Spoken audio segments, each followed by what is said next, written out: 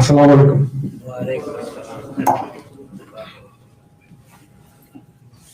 Allahu Akbar, Allahu Akbar. Allahu Akbar, Allahu Akbar. أشهد أن لا إله إلا الله.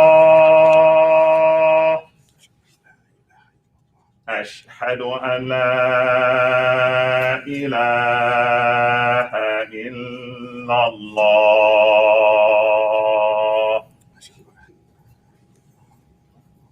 أشهد أن محمدا رسول الله. أشهد أن محمدا رسول الله. حي على الصلاة. حي على الصلاة. حي على الفلاح.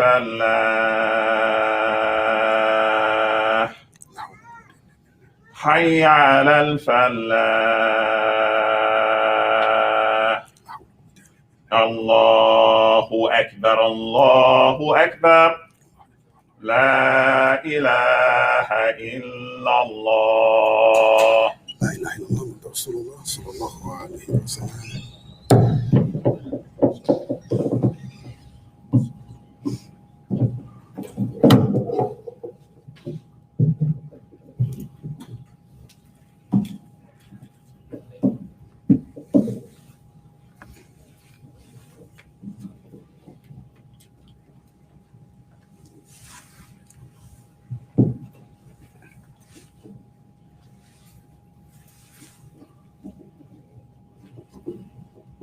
إن الحمد لله نحمده ونستعينه ونستغفره ونعوذ بالله من شرور أنفسنا ومن سيئات أعمالنا، ومن يهده الله فلا مضل له ومن يضلل فلا هادي له، وأشهد أن لا إله إلا الله وحده لا شريك له، وأشهد أن محمدا عبده ورسوله.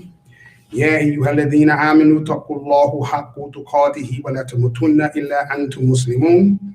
يا أيها الناس اتقوا ربكم الذي خلقكم من نفس واحدة وخلق منها زوجها وبث منهما رجالا كثيرا ونساء، واتقوا الله الذي تساءلون به وأرحام إن الله كان عليكم رقيبا.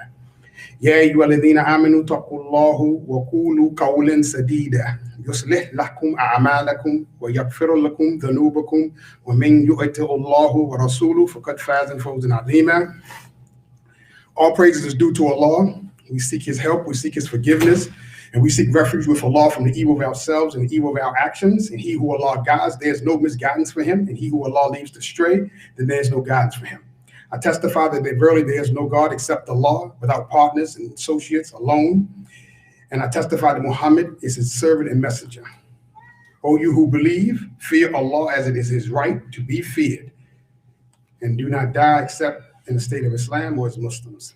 O you mankind, fear your Lord who has created you from a single soul. He has created from that soul its mate, and he's established between them two many men and women. Fear Allah, he who you demand your mutual rights or the rights of the womb, for he is ever a watcher over you.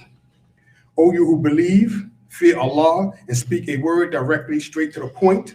Allah will forgive you. He will forgive you of your actions. He will correct for your actions and forgive you of your deeds, of your misdeeds. And he who obeys Allah and his messenger have already attained the greatest achievement. أما بعد فإن أصدق حديث كتاب الله وخير هدى هدى محمد صلى الله عليه وسلم والشرور أعمال محدثاتها وكل محدثة بدعة وكل بدعة ضلالة وكل ضلالة في النار. Really, the best of speech, or the most correct of speech, or the most truthful of speech is the book of Allah. And the best guidance is the guidance of Muhammad sallallahu alaihi wasallam. And the most evil of affairs are those newly invented matters that are introduced into this deen as though it is a part of it, having no basis in this deen. Each such innovation, or each such matter is considered innovation, and each such innovation is a stray, and each such a straying leads to hellfire. Alhamdulillah, this is the end of the month. And this is the month of the Hijjah, but it's the end of, we do ours based on the solar month. And it's the end of the month, in which, inshallah, is my time to basically give an assessment of where the organization is. And again, before I do that, I wanted to talk about something that bottom line is what the month was about, which is the Hajj. This month, and spoke about the Hajj, and we've had the Khatibs. They've talked about the Hajj almost from every perspective that you can talk about it. And inshallah, so it makes it easy. All I'm really going to do is just repeat what they've stated already. I thought I would talk about it from somewhat of a different angle, in the sense that instead of just being about Ibrahim as it relates to the Hajj, I thought I would talk about it from the perspective of what they were as far as the messengers. Allah, He revealed the Quran, and He sent us a messenger. So the Quran is our way of using as a guide or prescription on how we're supposed to live. And then He gave us a messenger as an example. And to that messenger, He's given previous messages as examples. And so the messengers, they come to us, really, they are examples on how and what we're supposed to do. You know, when you see how the messengers, because they are also tested, just as we are tested. They're not tested the same way. I say just as we, I don't really mean the same way we're tested. Their test is far greater than our test. And their shortcomings is far lighter than ours. Theirs are more of a misjudgment as opposed to actually committing outright wrong. But they're still our example, and they're the ones that gave us the ability to see how we're supposed to do things so that we don't make the same mistakes. You know, because for sure, had we not had these examples, we would be just committing all kinds of atrocities.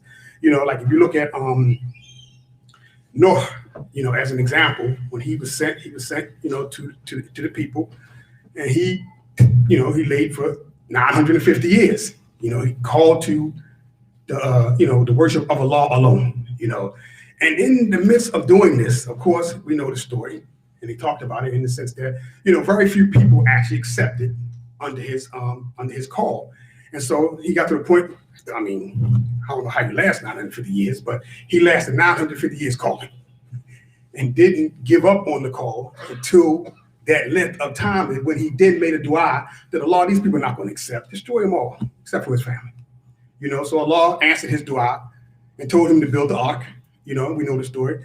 And his son did not get on the ark. So in the midst of doing his duty and calling to Islam, and doing all the things that a messenger does, Allah is now testing him on an individual level, in the sense that his son did not get on the boat. You know, so now his test comes in the fact that he's about to lose a son, because he knows that no, everybody's dying and don't get on this boat. And his son is not getting on. His son is saying, well, no, I'm going to go to a high mountain somewhere. He said, not this day will a mountain save you.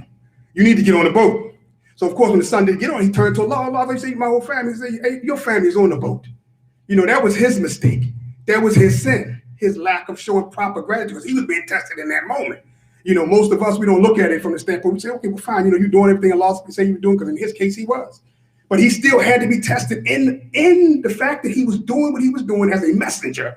He still had to be tested as an individual. And then he was tested at a level that we are not tested, because he's about to lose his son. You know, and so the ark, you know, and this was saying, this is what we learned, and that we learned that we're supposed to show gratitude for the things that Allah has given us. You know, and in that small moment, Noah was not properly from a Rasul perspective, because from our perspective, you know, that wouldn't even be considered a sin. You know, so Noah, he questioned Allah, you know, and he was in a position where he shouldn't have done that. You know, so that was his shortfall. And this is the example that we're giving. And we're giving examples from these messages, in the sense that we are supposed to be grateful for the law given us, you know, and show tawakkul in adversity when they come, and then be satisfied with whatever it is that Allah has decreed for us, you know. And so we even take, like I said, with even Ibrahim, you know, you have Ibrahim, like for us, I mean, personally, I cannot fathom how Ibrahim could have done what he did. Ibrahim was the only person on the planet worshiping Allah properly. Could you imagine that? Because everything we do, we say we worship Allah alone. We only believe in one God. We don't steal. We don't fornicate. We don't deal with intoxicants. We, not me. Could you imagine being me just in this environment? I mean, because for the most part, we really failing as a we in this environment. The environment is playing on us such a much that we are slipping as a we. Could you imagine being a me? So this was Ibrahim. He was by himself, holding on to the extent that nobody else. Hey, look, look at this man. Was he crazy? Worshiping just one God and the rest of us, the whole world, doing multiple gods. That's killing. Get this one defect out of here. Throw him in the fire. And he had tawakkullah in that moment. That Allah was supposed to throw him in. He was going to throw him into the fire, and the angel came. What do you want me to do with him? How should we deal with him? I'm going to have tawakkullah. Did Allah send you? I'm going to put my faith in Allah. So Ibrahim, he put his faith in Allah as a me by himself, and Allah answered it and told the fire to be cool. But that wasn't a test. You may think it was, but it wasn't. He was by himself. He put his faith in Allah, and Allah answered the fact that he put his faith in him. It wasn't until Ibrahim became a we. Because then Allah now blessed him with wives and a son. Now Ibrahim ain't a me no more, he's a we. And now that's when Allah sent the test. He revealed him in a dream to kill his son. Now you got to do it like Ibrahim. Noah lost his son. That was his test. Now Ibrahim is your time. But now I'm not going to take him, you do it. So Allah called him to take his son's life. And Ibrahim faltered. He turned to his son, and the Lord gave him a righteous son to the extent that his son was a Nabi also. So he asked him, I see this in my dream. What do you see? And so, of course, his son told him, do as you are commanded, And so that was it. Okay, I just want to verify. I just wanted to verify. That's it. That was his mistake. That's what his weakness was. Now, I can't imagine even being him, but the bottom line is, like you said, back when he was by himself, he had full faith in the law. Now he got something he covered, the love of his son, and he kind of faltered a little bit. Alhamdulillah. But he stood. And the Lord didn't actually sacrifice his son because he was committed to actually getting the act done. But again, these are the things that Allah is trying to show us as far as having proper gratefulness. That we should be grateful for all of the things that Allah has done for us. And he's showing us this through these messages. Time and time again with the different messages. Like we have even with Musa. So you have Musa. Allah sent him to a rebellious people. People more like us. Allah, he sent Musa. Musa had to go to Pharaoh. You would have thought, if it was me, I'd have thought, okay, fine, let me go to the children of Israel. Let them know I'm a messenger of God. It's time for y'all to roll. Start getting y'all stuff together. We fighting our way out of here. Nah, because they wasn't that kind of people. Allah had to do it, like we are. Everything we got to get done, we waiting for Allah to do it. And that's the kind of people they were. They waiting for Allah to do it. Only difference was Allah did do a lot of things for them. He caused Pharaoh, he sent calamity upon a calamity upon a calamity until Pharaoh submitted and let the children of Israel go. And this is what Musa was dealing with. He's dealing with these rebellious people. He's dealing with these people. And, he finally let them go. And now they on their own. They came together and they backed up against the sea.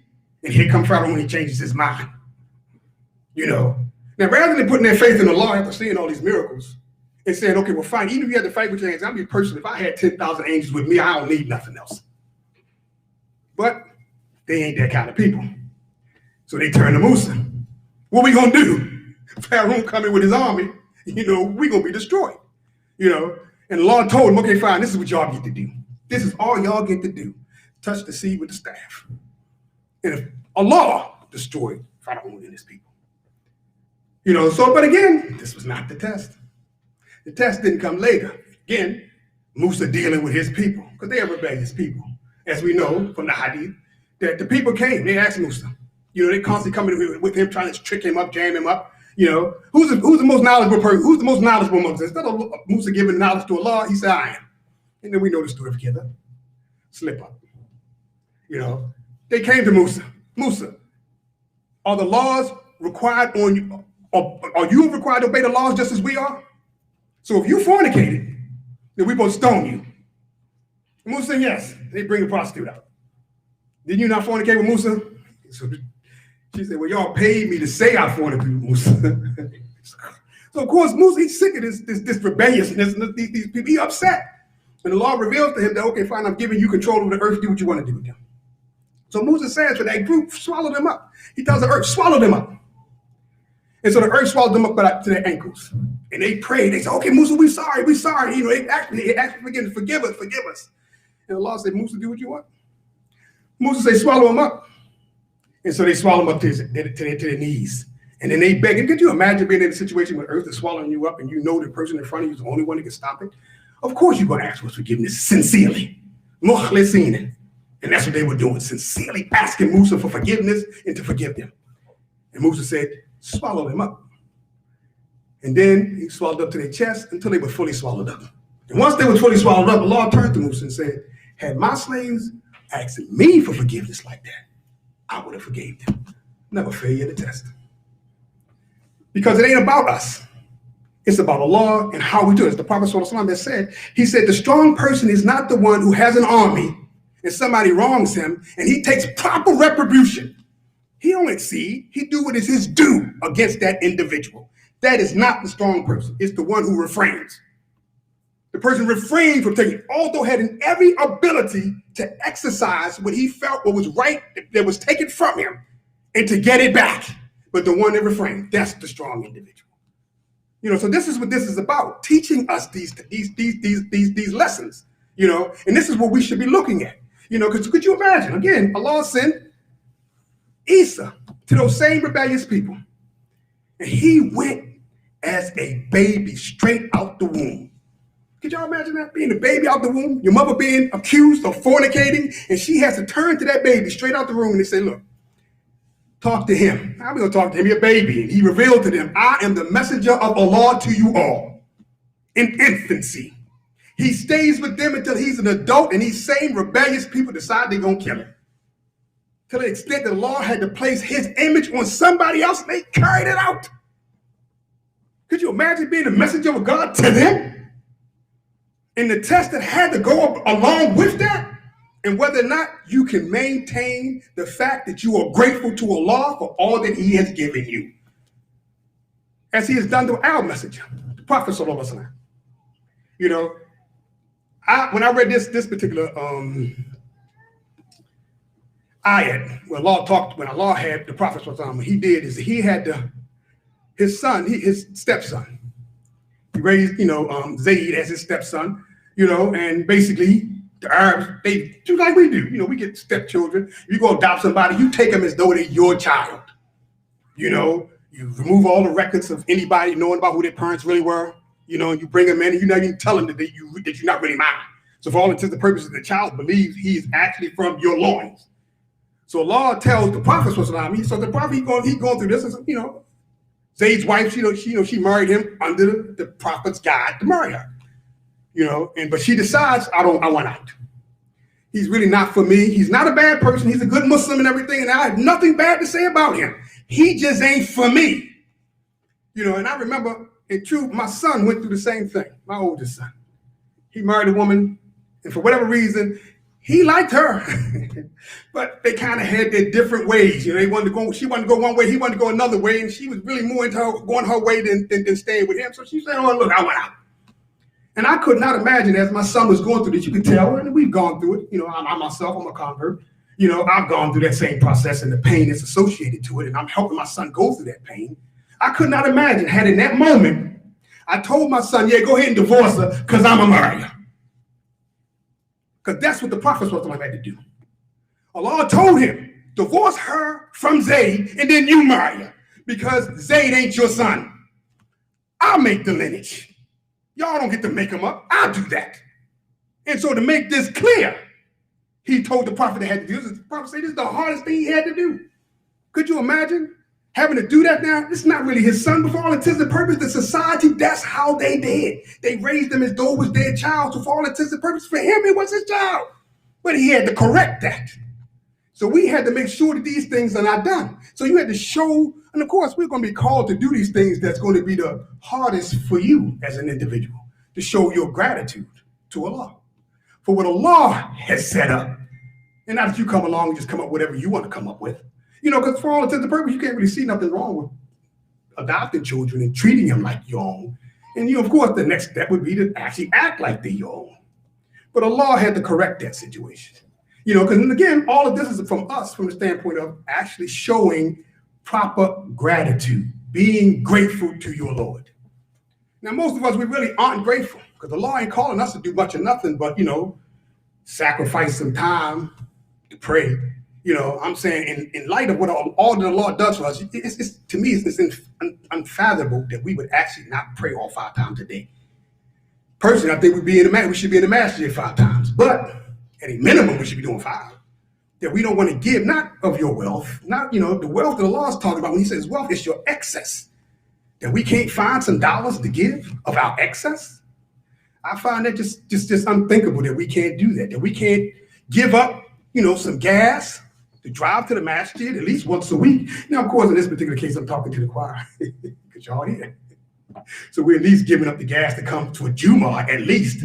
But these are the minor things. The law is not calling us to give up our children. He's not causing us to actually define to society what Islam or what it really means to be righteous. He's not calling us to do it alone.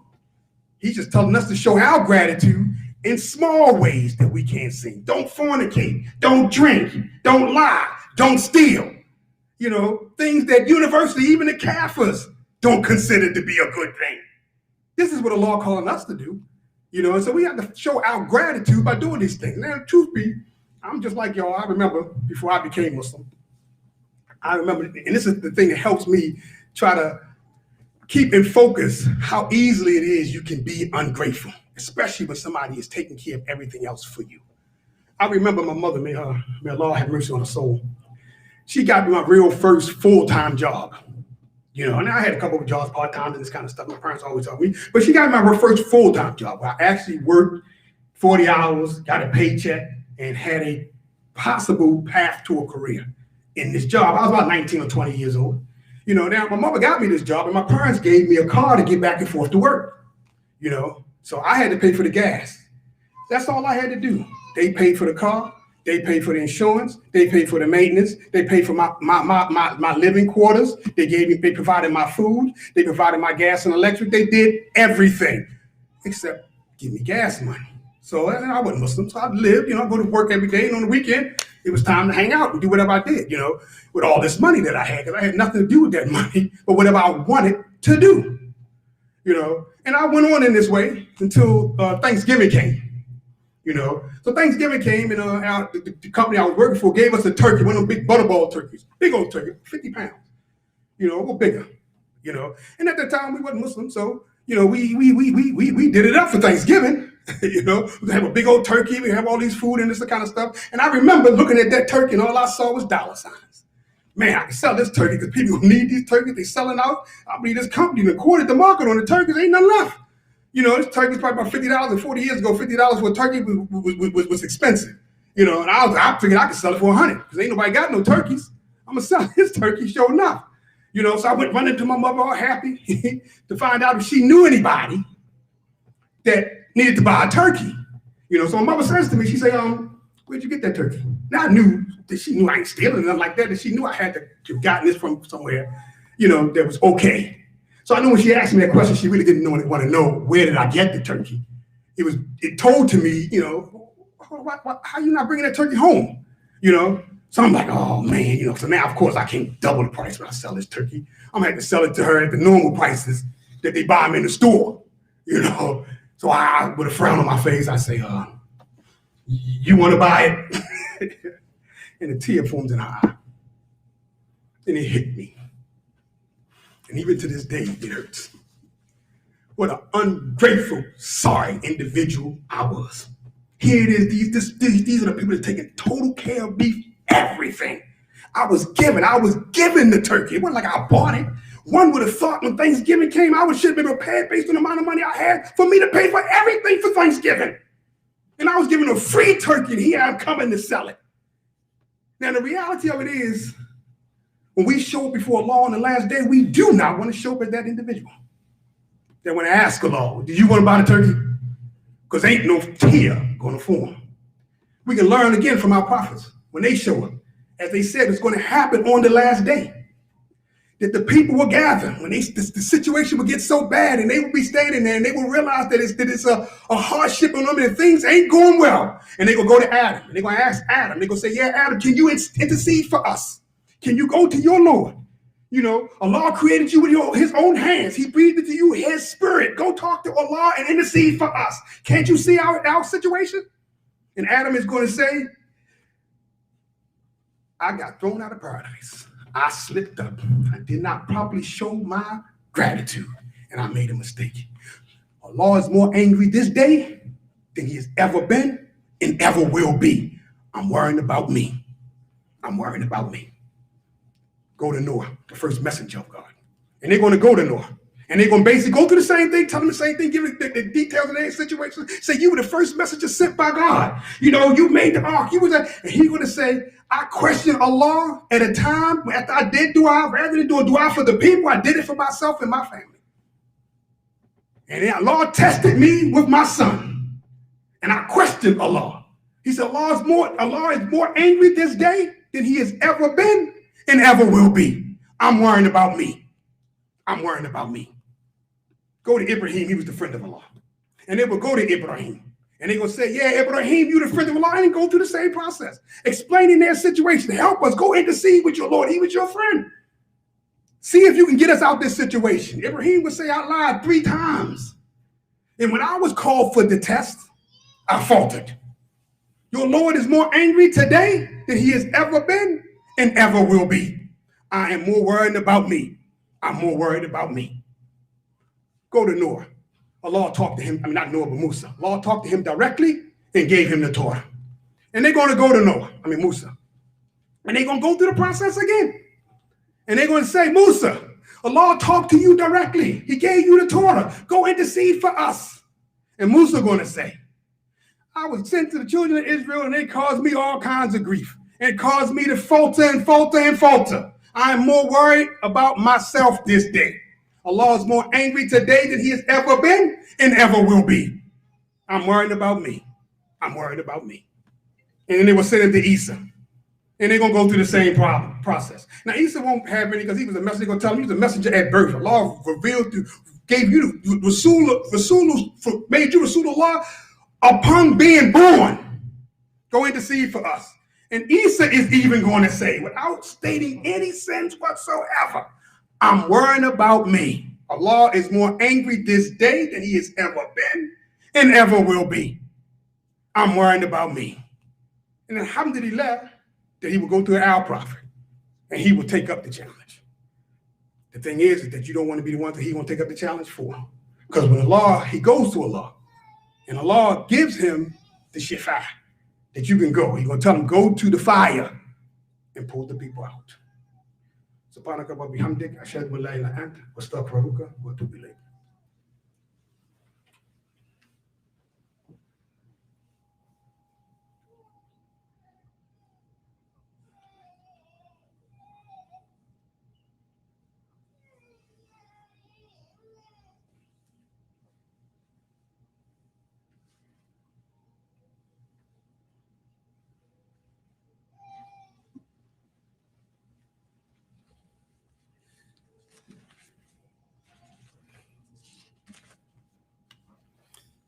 Bismillah ar-Rahman ar-Rahim, wa salatu wa salamu ala ashfa'a anbiya wa mursaleen. Inshallah, again, the second part of the khutbah is to give an update of where we are as an organization, inshallah. One of the things that I did want to mention was that, inshallah, it is our hope that starting in September, we will start having community meetings. And for the most part, that'll be where we would disseminate this type of information and give details on exactly where we are as an organization. But some of the things that we are still trying to do is, again, I'd just like to remind everybody about the elevators and the membership, that we do every week. But we've got $125,000, due to the different situations with the country. The cost of elevator has risen to $250. Our hope is we can get them to come down about $200. And that, inshallah, if we can get to between $150 and $175,000, then we go ahead and get started with the elevator, inshallah. Again, my hope is that we can move forward. We're trying to get that done by January, inshallah. Again, we're at 125,000, and so we need about 50 more thousand in order to get moving with this project. Again, the house across the street where the Imam Akil will be staying is just about complete. I believe we have maybe 2 or 3 more days worth of work that needs to be done, and then that'll be finished, inshallah. Then our brother will be able to move up into that house, inshallah. There's some other maintenance had to be done on the first floor that's also complete. So that project is about complete. The kitchen, again, we call everybody that, come with a mentality to buy as many dinners as you can on Friday to help support the masjid. Alhamdulillah. We have a couple of sisters that have come together and they make it a point to make sure the masjid doesn't have no cost when it comes to generating the dinners. They absorb the cost so that everything that we sell is pure profit to the masjid, inshallah. So our hope is that you come out right now. The kitchen, the ovens, we're having a problem with. We've already had called somebody in, and they're going to fix them. They had to order the parts. Once the parts come in, we'll have the kitchen back to being fully used. Again, we have the parking lot. Again, my father and my uncle have taken on that project. They're trying to get it done. You see, they've already started trying to crush and run down. But the object is to try to get that parking lot to the point that we have it. They've committed to trying to get that done, inshallah, without any input or financial support from the masjid. So my hope is to make dua for them that they can get that done, inshallah, and that we can make that happen. But they're working on that. We're also trying to establish a Majlis Ashura. We're in discussions with the other masjids, Masjid al-Haq, Masjid Omar, Masjid MCC, the Muslim Cultural Center, and anybody else that's willing to come together to try to establish a Majlis Ashura for Baltimore. And we're currently in the process of doing that. We've already met with Masjid al-Haq, and we're setting up a second meeting. We're inviting the other imams or the other emirs of the different communities to come together so that we can try to, inshallah, establish Majlis Ashura. Graveyard, one of the things that we're looking at is, in reality, is that we need to have our own graveyard. Currently, we have to buy plots that go up every year. And one of the things we was trying to do is to see if we can buy a bunch of them so that we can try to freeze that price. Because many people have been coming to us and they are concerned, just as myself, I'm getting up there in years and I'm concerned myself that my time is coming. And inshallah, I need to make sure my family is prepared for that and that we don't put that burden on the people in general. That is one of your responsibilities that you have to take care of, and you need to make sure it's taken care of. But it's hard to do if it's a moving target, So one of the things we want to try to do is actually purchase our own graveyard. It may make, there's no large enough land where we won't be somewhat of a run to go to the graveyard. But to me, if we have our own, it would still be better for us. We're also trying to work on trying to get a farm, inshallah. Some of these are kind of long-term, but our hope is that none of the things that I'm talking about today will not be done within the next 5 years, where we can do our own Debbie right there and do the festival and everything right there, as opposed to us having to go out to non-Muslims or who knows who in order to try to get our lambs and these type of things. And then that we're in a position to actually raise our own animals and, and basically, again, have a revenue stream for the masjid that doing things that we all do anyway, So inshallah, we want to also got our brother Hassan Amin. He's on the board. He's been tasked with the housing portion. He's now recruiting people to try to come into the neighborhood. He's also going to be actually, looking for and targeting housing for us to buy as a community that we can use as a revenue stream, either by renting those properties out or selling them to other Muslims moving into the neighborhood. So he's taking that on, and he's going to be giving more information about that. My hope is that at our next meeting, which will be in September, he'll be able to give out more detail. Also, Grove Park is an elementary school. The city is no longer using it. That's one of the things that we've targeted for us to try to get that we can use as a satellite area. One of the things we want to try to put in there is a recreational center for the community in general, but even us, this is something that our youth needs, to have some outlets and for us to be able to put activities in. This building is not big enough, and we need something that's a little bigger. So we're trying to target that. Again, we have my sister, Debbie, and my brother Sean and Mujahid, the three of them, they're working on that. Most of what they're doing now is political, and it makes it clear to us that we cannot sit by and not get involved with the political aspect that's associated to the city. If we expect to get things done that the Muslims need to get done, we have to be active, inshallah. And of course, that we also have our sister, y'all do dua for her, Executive Secretary Fatima. Again, for the most part, we will give more details on these things in September, and we're asking everybody to come out, inshallah. Allahumma azza islam wal muslimin wa khidil lil kafarata wal mubtada'a wal murshikin wa kullu min huwa duwuddin. ربنا هب لنا ومن ازواجنا وذريتنا قرة اعين واجعلنا للمتقين اللهم أدخلنا وذريتنا وأصولنا وفرعون وجنة مع الأبرار يا عزيز يا غفار يا رب العالمين. ربنا اغفر لنا ولا إخواننا الذين سبقونا بالإيمان ولا يجعل في قلوبنا غلا للذين آمنوا ربنا إنك رؤوف رحيم. ربنا آتنا في الدنيا حسنة وفي الآخرة حسنة وقنا عذاب النار. عباد الله، إن الله يأمر بالعدل والإحسان وإيتاء ذي القربى وينهى عن الفحشاء والمنكر والبغي يعظكم لعلكم تذكرون. فاذكروا الله العظيم يذكركم واشكروه على نعمه وزدكم وذكر الله أكبر والله يعلم تصنعون وأقيموا الصلاة.